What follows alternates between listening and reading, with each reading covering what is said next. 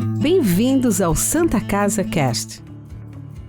Olá, bem-vindos a mais um episódio do nosso Santa Casa Cast, o nosso podcast da Santa Casa. Hoje estamos aqui com uma convidada muito especial, doutora Priscila. Doutora Priscila, bem-vinda. Olá, boa noite, Mara, tudo bem? Muito obrigada pela sua presença. Não, fico muito feliz pelo convite, é uma honra estar aqui para a gente estar conversando sobre esse tema tão importante. Muito importante, estamos no Outubro Rosa, né? É um mês voltado aí para conscientização da prevenção do câncer de mama, né? E nós hoje vamos falar não só do câncer de mama, como também da saúde da mulher como um todo, né? Muito obrigada. A Priscila é uma colega aqui de trabalho da Clínica de Especialidades. Aqui na Clínica de Especialidades nós temos diversos profissionais que atuam aqui. Nós trabalhamos em conjunto, temos uma equipe multiprofissional aqui na clínica. E hoje nós vamos conversar um pouquinho com vocês sobre a saúde da mulher. Priscila, eu gostaria que você se apresentasse um pouquinho para o pessoal que não te conhece, a sua formação, de onde você veio, se é daqui de Ourinhos, a sua atuação. Conta um pouquinho pra gente. Então, meu nome é Priscila Reginato, eu sou médica, ginecologista, né, obstetra e especialista em medicina fetal, né? Eu me formei na Unicamp em 2006 e lá eu também fiz a residência médica, que eu acabei em 2011. Depois disso, ainda fiz a pós-graduação em ultrassonografia e depois fiz a pós-graduação em medicina fetal em São Paulo, na Cetros, né? Então, já faz um tempo que a gente está nesse caminho aí. Naturalmente eu sou de São Paulo, sou natural de São Paulo, mas passei boa parte da minha vida em Campinas, porque eu fiquei na Unicamp uns 11 anos. E a família do meu marido é de Ourinhos, então desde 2022 nós nos mudamos para cá, para procurar um estilo de vida mais tranquilo, mais próximo da família mesmo.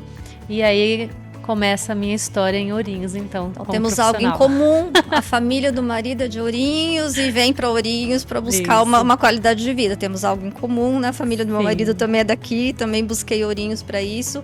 E da parte médica, Ourinhos é uma cidade muito receptiva e acolhedora e com muitas oportunidades, né, Priscila? Eu estou aqui há pouco tempo, há 2 anos e meio, mas sinto assim... Estamos juntos, né? Eu acho que juntos nesse caminho agora. Mas sinto assim que tem bastante portas, né, para todos. A cidade cresceu bastante, né? É uma cidade que nos últimos anos teve um desenvolvimento importante, teve um aumento populacional, né, importante também. Então tem uma demanda crescente, assim, por profissionais da saúde, outros profissionais, por profissionais qualificados, né? Então, acredito que é uma cidade que traz realmente oportunidade. Lembrando que a gente não atende só Ourinhos, né? Mas toda a nossa região aqui, né? Atende Canitar, Chavantes, Piraju, Ipaussu, Santa Cruz, Ibirarema, né? Mas... eu sei que foge um pouquinho do tema, né? Desculpa o pessoal que está assistindo, mas eu fiquei curiosa para saber o que é essa medicina fetal. Foge total do tema, mas por favor, explica pra gente. A medicina fetal, na verdade, é a parte da obstetrícia voltada para o feto. Nós brincamos que nós somos o clínico do feto, né?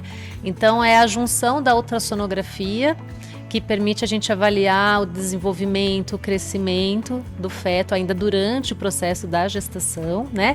Desenvolver rastreamento para algumas doenças que possam ser prevenidas ou que possam ter um planejamento de um tratamento pós-natal, até para a família estar preparada para acolher essa criança.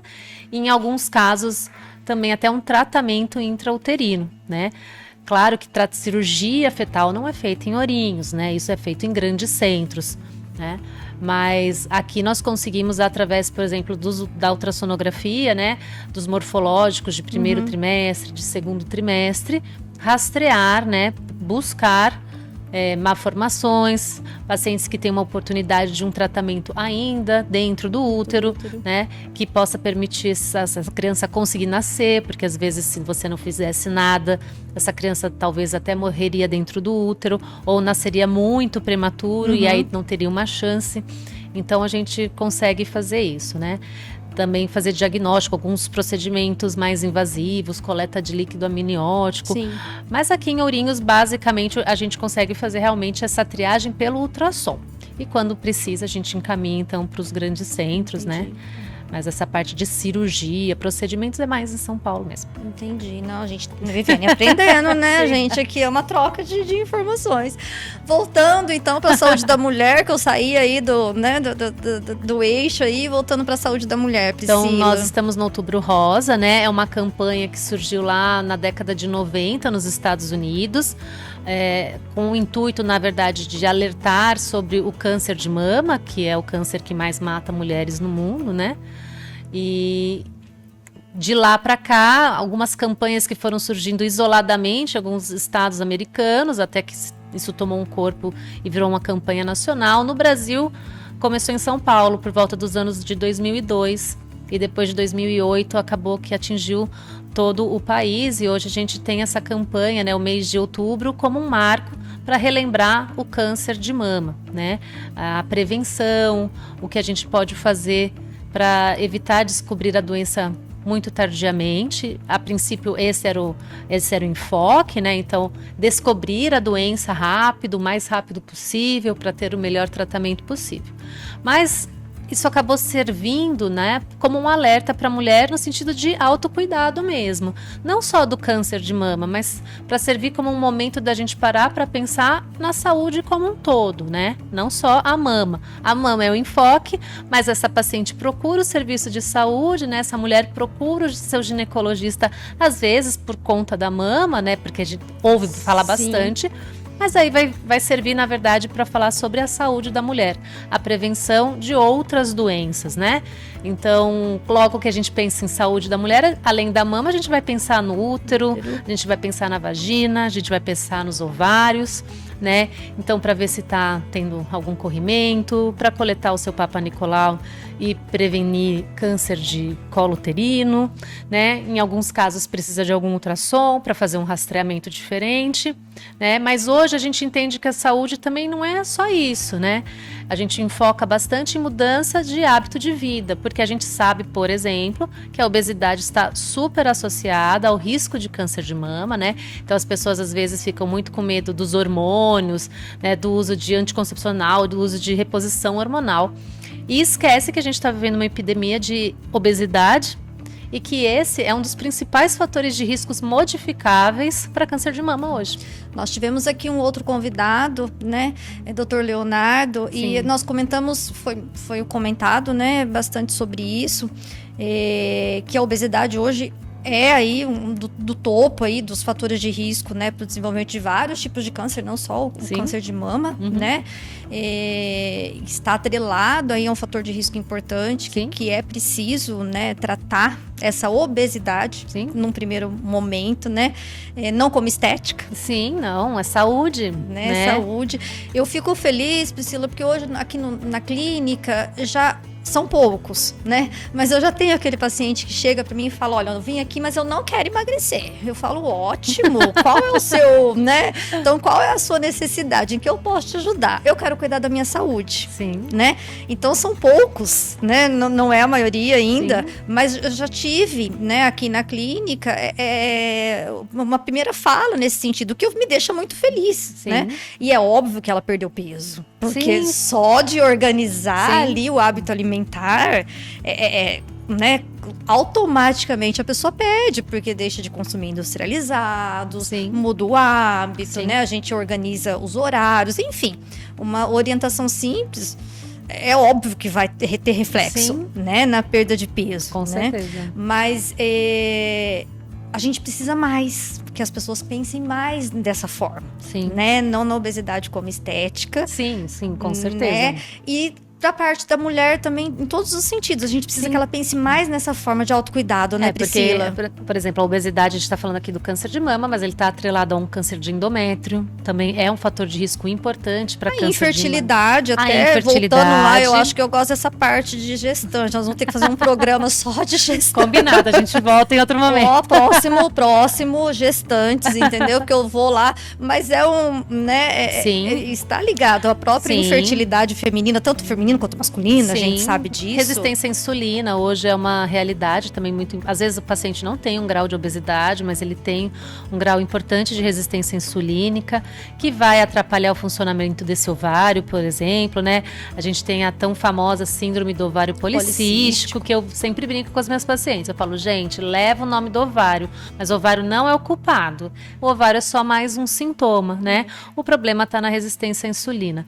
Então, precisa ter a mudança do hábito alimentar, né? Redução da alimentação industrializada, que infelizmente é uma alimentação em vários termos mais acessíveis, na verdade, né? Mais prática, ela é mais né? prática, ela em vários termos é mais barata, ela é gostosa, né? Sim, Palatável. a função dela é essa, né? Então, assim, a gente às vezes tem que brigar um pouco porque ela é sedutora, né?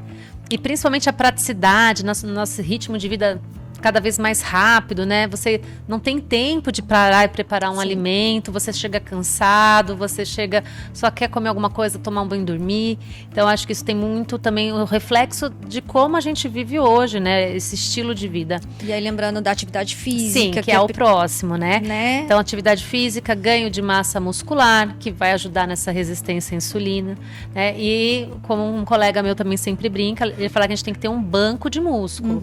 Porque hoje ele vai deixar a gente talvez mais sarado, mais bonito. Uma poupança ali, né? Mas ao longo da vida ele vai ser muito importante, principalmente lá depois dos 70 anos, que vai ser fundamental para a gente ter a mobilidade, né? Diminuir riscos de queda, que estão muito associados à mortalidade nos idosos, né? E a limitação das funções das pessoas. Então, acho que assim, hoje a gente engloba a saúde, né? Não só como prevenção da saúde, não é só ir no seu médico, fazer o exame X, Y e ir embora. Ou só fazer uma mamografia, não né? É. Enfim. Isso faz parte, né? Então, é interessante você passar em consulta para até você ter essa ideia, porque às vezes a pessoa vem muito direcionada na consulta, ela tem uma queixa específica, e ela só fala dessa queixa. E conforme você vai perguntando as coisas para ela, coisas que ela nem pensou que estavam associadas, ela começa a falar. E aí ela começa a perceber que a saúde é muito mais do que aquela única queixa que ela veio, né? E a prevenção de doenças envolve muito mais do que simplesmente fazer um exame ou tomar uma medicação, né? Envolve muitas vezes, na verdade, mudança de hábito de vida, que eu brinco também. Muito mais fácil é tomar um comprimido, uma injeção, do que você parar e ter que mudar coisas que são difíceis, por N motivos, né? Desde da praticidade, desde o hábito, desde a obtenção de algum prazer naquilo. Envolve outras pessoas também, Sim. Envolve toda a família, né? Mudança Sim. de hábito não é individual. Sim, né? às Muitas vezes o paciente vezes. quer mudar a sua alimentação, mas todo o entorno dele não ajuda. Sim. Ou ele tem que mudar dele e cozinhar diferente para o outro. Sim, sim. Né? Então, eu já vi famílias que tiveram que, por causa de uma pessoa, mudar. E isso, na verdade, beneficiou todos, não só aquela pessoa também, mas outros familiares que acabaram tendo um benefício nesse processo. Pensando, Priscila, em saúde, né? Eu tô nessa fase agora de filho adolescente, né? O meu é homem, mas a gente pensa, com qual idade a menina, né? A gente sabe que hoje a prematuridade tá aumentando, né? Da primeira menstruação. Da primeira menstruação.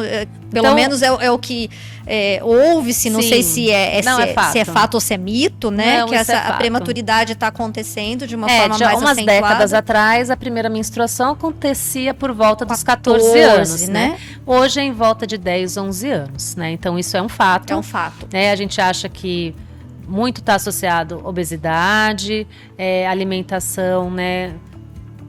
Hormônios externos, da nossa própria alimentação. Então, por exemplo, alimentos, né? Os animais são criados com rações diferentes. Os próprios aditivos agrícolas, corantes, enfim.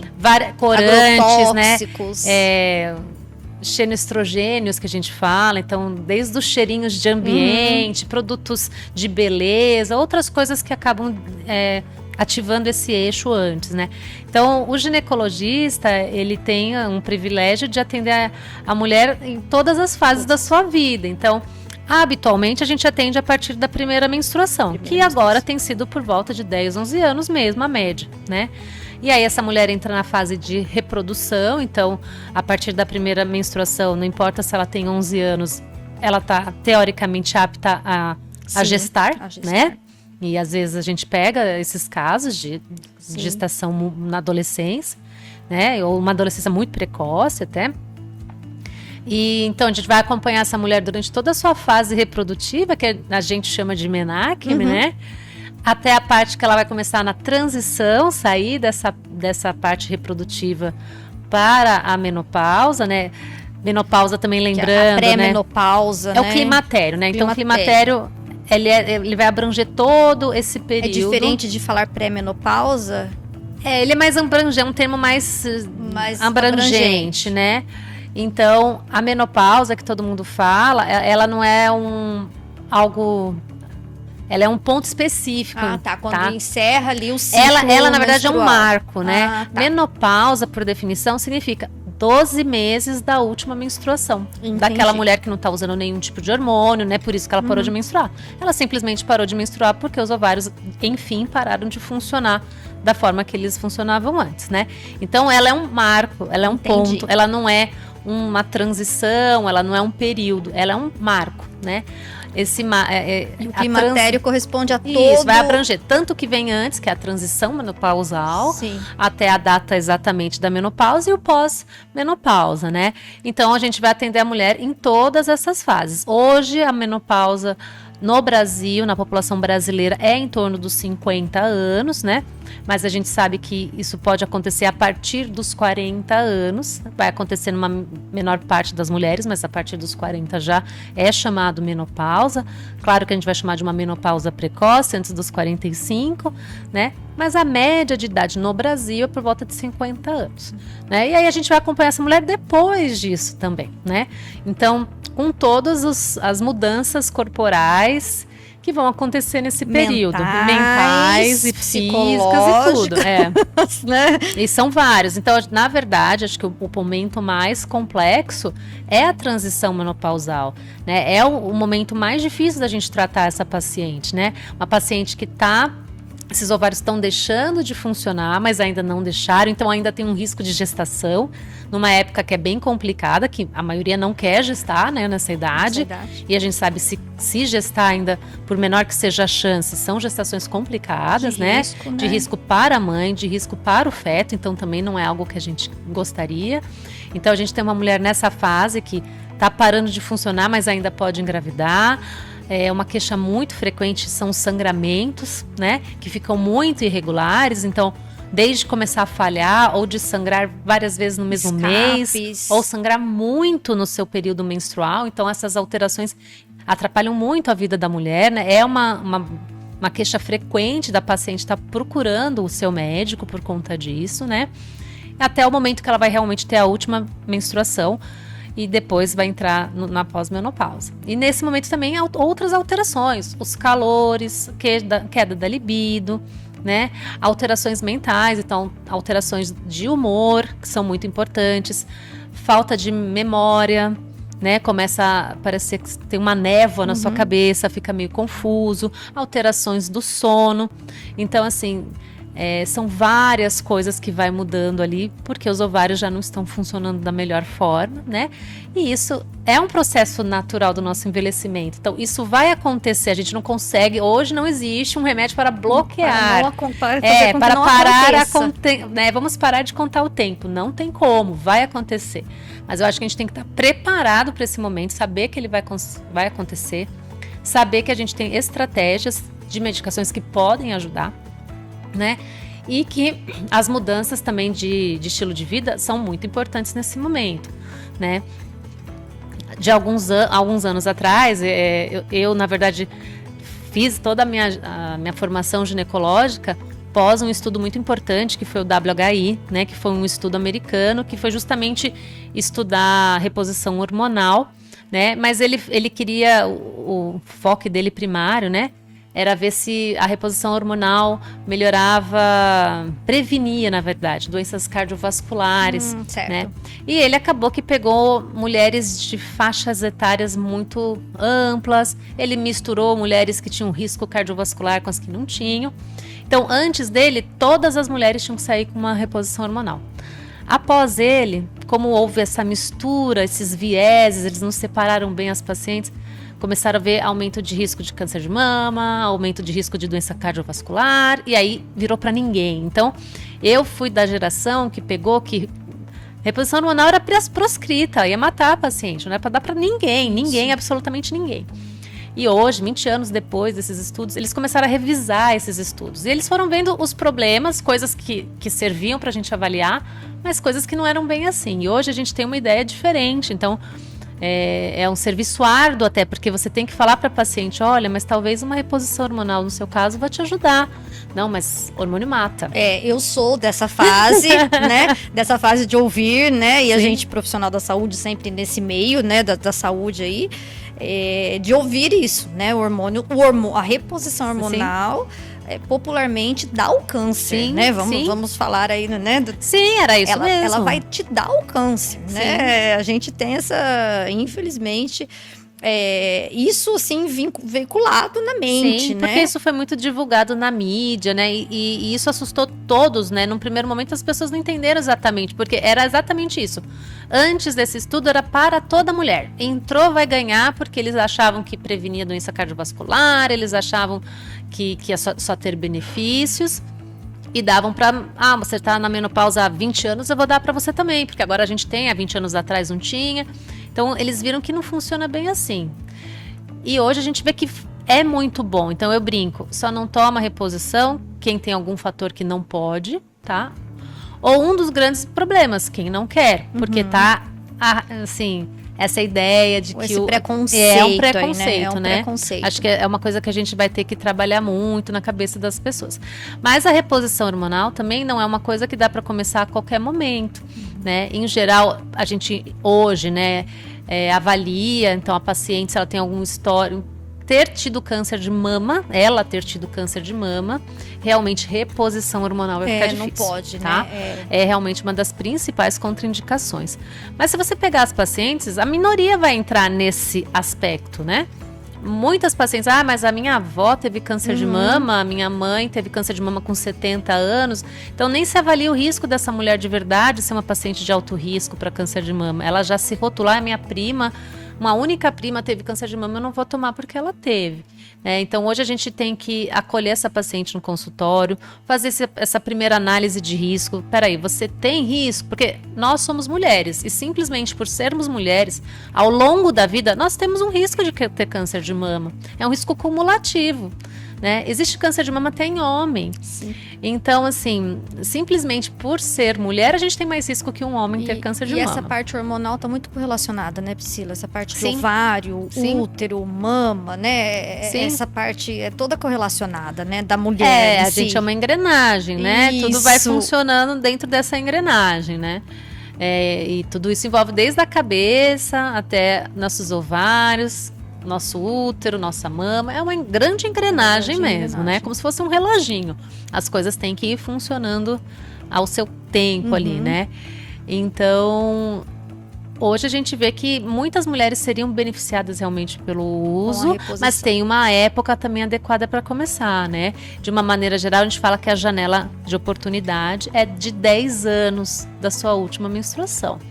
Então, depois de 10 anos da última menstruação para uma paciente que nunca fez reposição hormonal, aí você tem que pesar muito bem, caso a caso, se ela vai ter algum ganho, algum benefício em iniciar depois desse período, tá? Entendi. Mas a gente tem uma janela, então, de 10 anos na qual a gente pode iniciar, mas, obviamente, vai avaliar paciente por paciente. Qual é o seu risco pessoal de doença, né, de infarto, de derrame, de AVC, né? A sua hipertensão está controlada, como está o seu diabetes, se você tem obesidade, tem problema de colesterol, tudo isso vai interferir. Você fuma, tudo isso vai interferir. Se a gente, no que a gente vai escolher hoje também, antigamente eram basicamente dois tipos de hormônio que tinha e acabou, era o que tinha.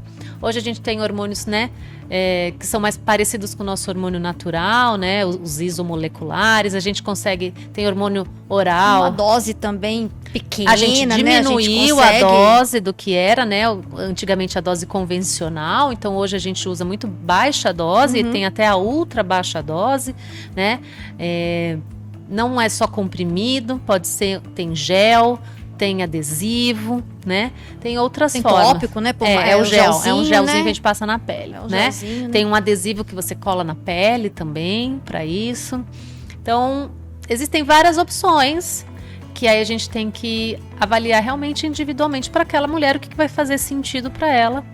Também porque as opções envolvem gastos, custos. Sim. Então, para aquela mulher, o que a gente consegue aliar de melhor dentro do que ela pode, tanto no sentido do que medicamente ela pode, quanto do sentido financeiro que ela consegue arcar, né?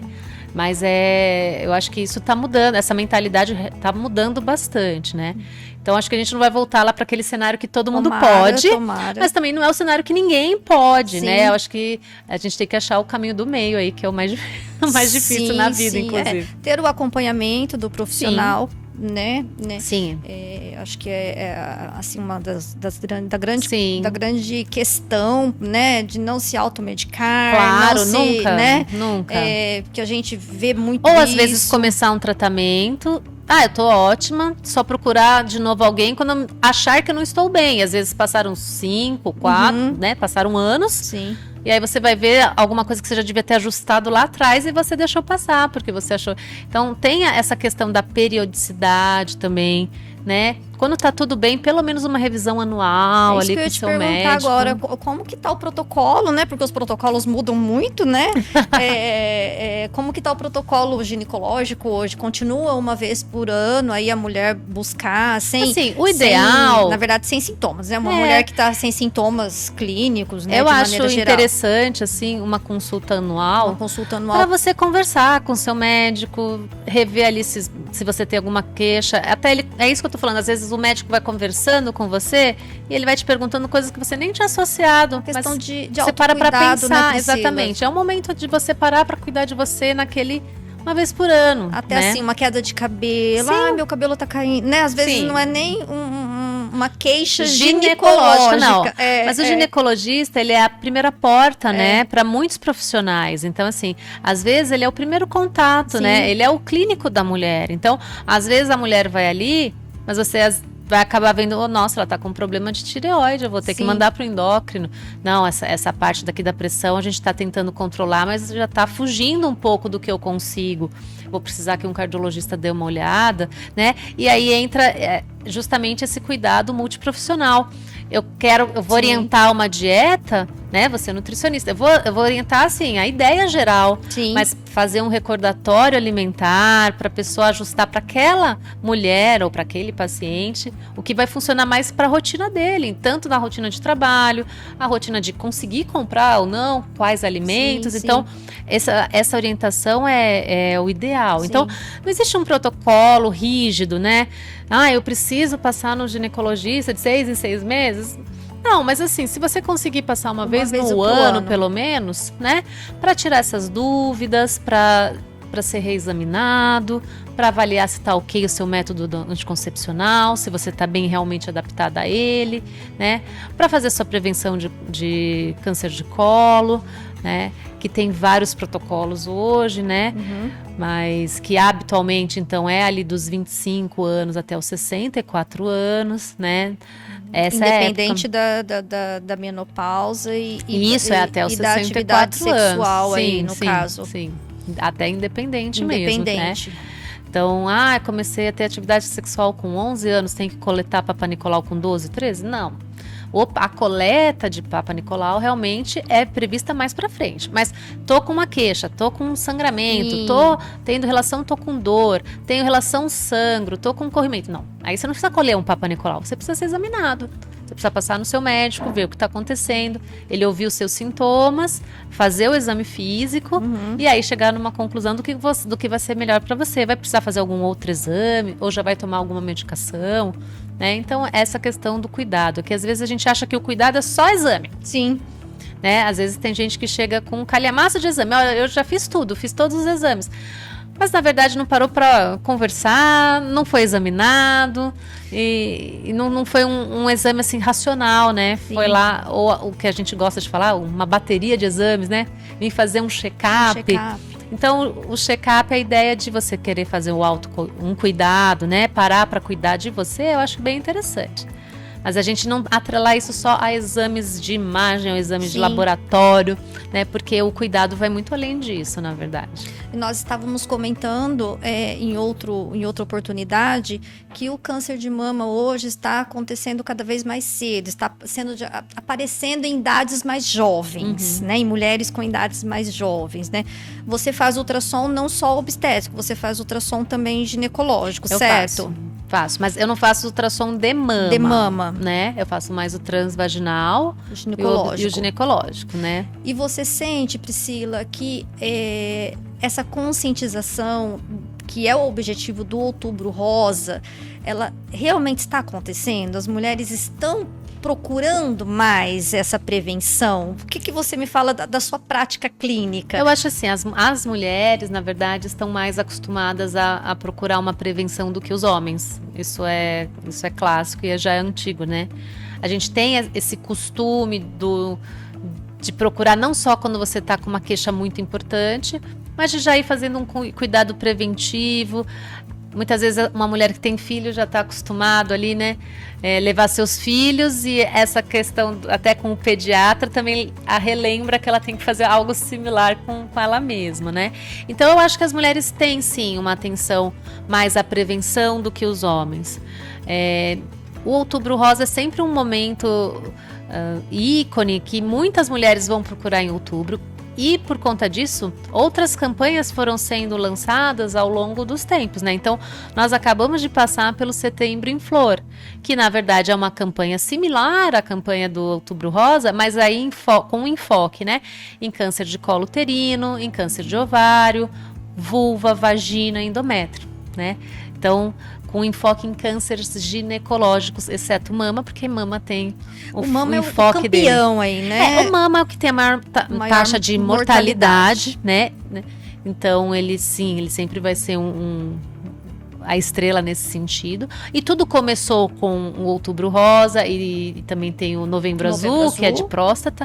Esses dois movimentos acabaram que deram ideias de outros movimentos que a gente tem ao longo do ano. Hoje a gente tem várias campanhas, né, enfocando prevenção de uma ou outra doença ao longo do ano, né? Então eu acho que essas campanhas elas ajudam bastante a população a parar para pensar, parar para refletir, né, e olhar para si mesmo. E a gente tem essa cultura que está crescendo, disso que você acabou de falar também, né? Eu vim aqui para tentar melhorar a minha saúde, não para, sei lá, buscar exatamente um emagrecimento ou buscar só um câncer de mama, mas esse é um momento que eu aproveito para olhar outras coisas também.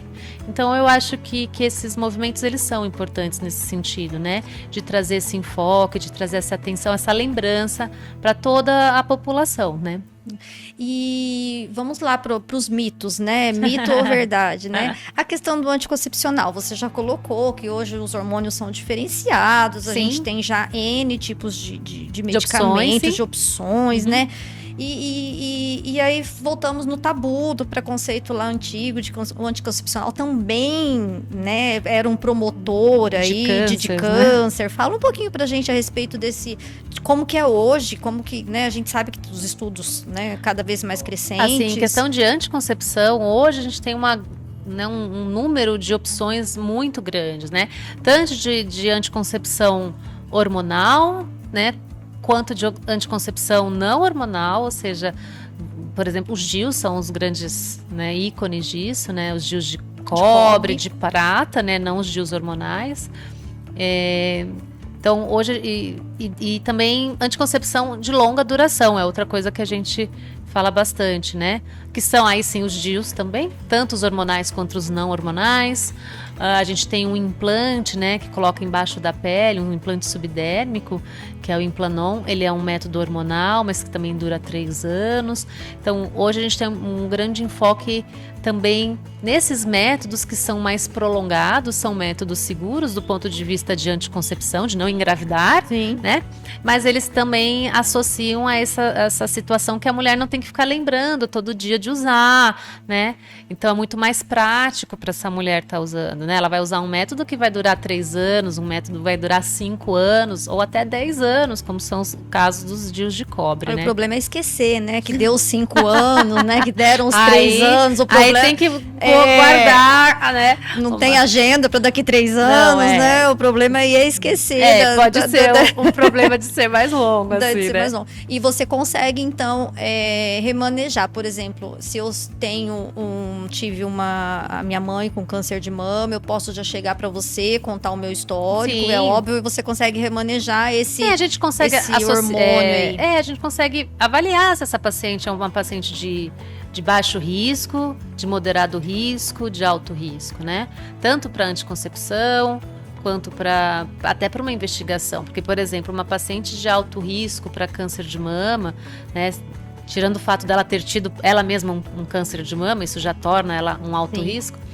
Mas se ela é alto risco pelos antecedentes familiares, essa paciente deveria ser acompanhada também pelo mastologista, não só pelo ginecologista. Sim. Então, o ginecologista é a porta de entrada. Mas a gente tem que reconhecer essas pacientes que precisam de um segmento mais específico, né? Porque a depender de como foi o câncer da parente, com quantos anos ela teve, o tipo, essa paciente vai ter um rastreamento que a gente chama, né? Que é a busca diferenciado da população geral, né? Então, a gente sabe que hoje a gente começa a rastrear a partir de 40 anos e é com mamografia, né? Que as pessoas também têm muito medo da mamografia, porque é um exame desconfortável. Já foi muito mais no passado, hoje é um pouco mais tranquilo. Ele é um pouquinho desconfortável, mas naquele momento ele não é... um minuto, é muito né? rápido. É muito rápido. Eu E acho as que pessoas vale o também... desconforto pela questão, né? Né, um desconforto de 1 minuto, aí você ganha quantos anos de vida? Sim, né? Então, assim, surgiu muito preconceito com esse exame, que as pessoas não queriam mais fazer. Então, de rotina, a gente vai rastrear essa paciente a partir dos 40 anos, mas vamos supor que a mãe, né, o caso índice lá, a primeira pessoa, vamos supor que seja a mãe, teve um câncer com 38 anos. Eu não vou esperar essa paciente ter 40 anos para começar a rastrear. Fazer uma primeira, né? Se a mãe teve ela com teve um câncer de mama com 38 anos, né? Acho que o Leonardo já falou, tem alguns tipos de câncer que são mais agressivos. A gente tem um bem agressivo, que é o triplo negativo. Sim. Você não vai esperar essa paciente vai começar a rastrear 10 anos antes, pelo menos, lá com 28 e não com 40, né? Vai rastrear com algumas pacientes não precisam de outros exames, não só a mamografia, vão rastrear também com ressonância, mas não é para todo mundo, né? É para casos selecionados. Então, acho que a importância do ginecologista é justamente ser a primeira porta de entrada dessa paciente, acolher essa paciente, conseguir classificar o risco dessa paciente e, tendo a necessidade, encaminhar para o colega mastologista, né, que vai dar um enfoque muito mais direcionado à mama. Então, hoje a medicina, antigamente o médico, ele era médico, ponto. E ele era médico, vamos brincar, do alfinete ao foguete. Ele era médico da criancinha, da mulher, do homem, do idoso, de todo mundo, né? A tecnologia aumentou muito, o conhecimento hoje é muito rápido, a mudança do conhecimento, né, as novas informações que chegam são muito rápidas.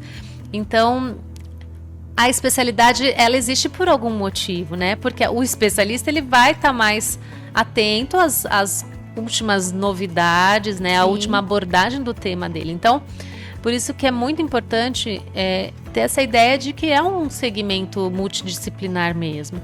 Que, como eu já disse, o ginecologista muitas vezes vai ser a porta de entrada e vai conseguir redirecionar esse paciente para outras demandas, né? Outras necessidades que ele nem percebeu que talvez ele tivesse, mas que ele tem. E que existem pessoas que podem ajudar ele muito mais pontualmente, assim, muito mais bem no centro da questão, né? Mas que a gente serve realmente como um apresentador, vamos supor assim. A gente apresenta, né, essa pessoa às outras especialidades que ela nem pensou que talvez ela precisasse, mas que podem às vezes estar ajudando essa pessoa mais direcionadamente. Então, por isso que, quando você me perguntou, existe um protocolo, um roteiro? No geral, não, né? Você vai procurar um ginecologista na sua queixa, mas se você puder procurar anualmente, é muito interessante para ter uma conversa, para ter um momento de você parar, poder falar como que você tá, seus seus sintomas ou não, e acabar, às vezes, sendo reconhecido alguma coisa que você nem tinha percebido ainda. E que poderia ser um problema. Sim, vamos convidar então nossos seguidores para aproveitar o momento do Outubro Rosa, né? Entrar em contato conosco aqui na Clínica de Especialidades da Santa Casa. Nós temos, né, uma gama aqui de colegas, Sim, né? sim. De outros profissionais que trabalham aqui conosco. Nós vamos deixar o nosso Instagram, Sim. o nosso telefone, o nosso contato, né, Sim, Priscila? sim. Contato da clínica, vocês entrem em contato, vamos aproveitar, né? Não deixe Sim. para amanhã, né? Sim. Aproveitar que estamos aí nessa campanha para vir fazer. Sim, aqui é um espaço bem acolhedor, né? A gente tem a disponibilidade, assim, de várias especialidades que acabam trabalhando, não só médicos, Não só médicos. nutricionistas, fisioterapeutas, né? Aqui também na clínica tem até coleta de exames laboratoriais, né? Nós não fazemos os exames de imagem aqui, mas nós temos um contato com Fazemos a Santa o pedido, Casa, né? sim. E encaminhamos, né? Sim, Fazemos sim. o Então a gente encaminhamento. consegue ter esse contato também com a Santa Casa, né? E A acabar gente fazendo brinca isso. que consegue vir aqui e tratar num todo, né? Já passa Sim, na já nutricionista, já facilita. passa na físio, já passa na ginecologista e assim sucessivamente, né? Sim. Eu quero agradecer muito.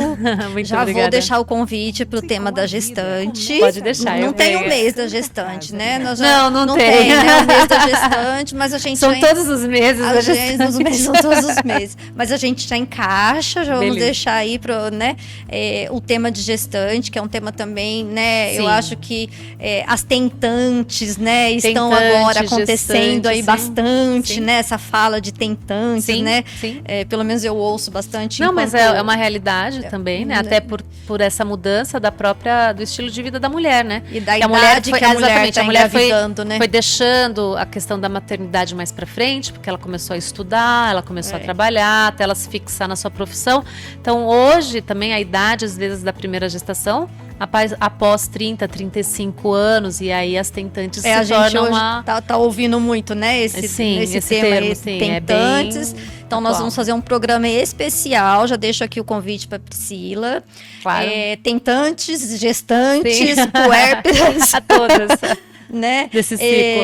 Aproveitando aí, só para a gente finalizar, aleitamento materno importante para prevenção do câncer de mama Sim, também, com né, certeza, Priscila? sim. Vamos deixar aí, aproveitar o gancho, né? Sim. E muito obrigada. Quem ainda não está seguindo, segue lá no nosso canal para você ser notificado.